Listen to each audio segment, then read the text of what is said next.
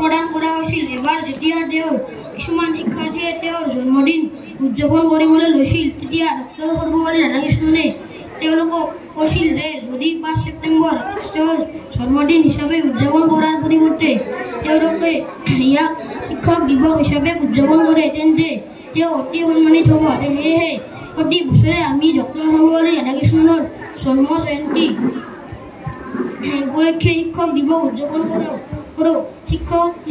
শিক্ষাগুৰুসকল আমাৰ সমাজৰ প্ৰকৃত পথ প্ৰদৰ্শক। অজ্ঞানতাৰ অন্ধকাৰ আঁতৰাই তেওঁলোকে জ্ঞানৰ পোহৰ বিলায়।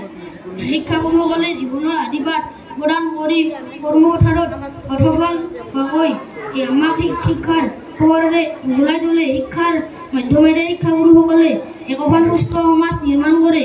শিক্ষাদানৰ দৰে মহৎ সেৱাত ব্ৰতী হৈ দেশৰ ভেটি গঢ়া প্ৰতিগৰাকী শিক্ষক শিক্ষয়িত্ৰীলৈ শিক্ষক দিৱসৰ পবিত্ৰ শ্ৰদ্ধা আৰু সেৱা নিবেদন জ্ঞাপন কৰিছোঁ। শিক্ষক এজন